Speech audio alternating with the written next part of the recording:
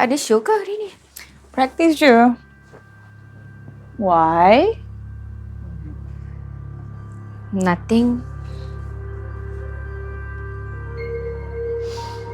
Kenapa ni? Okay, macam ni. Daddy suruh Mel kerja. Okay. Okay, and mestilah Daddy nak suruh Mel kerja dengan Sudra Mas.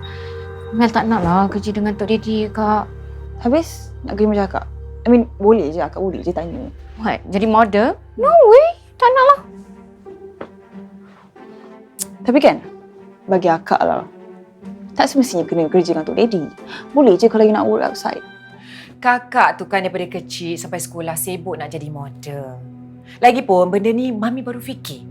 Mami cakap dengan Daddy tak setuju. Dia cakap Mami merepek. Memanglah. Memang pun merepek. Mami, segan lah. Nanti apa pula kata Datuk Razak? Tiba-tiba je Mel nak kerja dengan dia. Tambah-tambah keluarga kita tengah berperang dengan keluarga dia kan? Mel yang berperang tu Aunty Halimah seorang je. Yang lain semua okey je.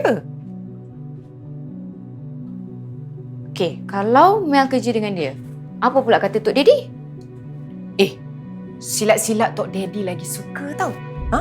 Manalah tahu Mel boleh jadi jambatan untuk keluarga kita berdamai? Epilog cinta kita.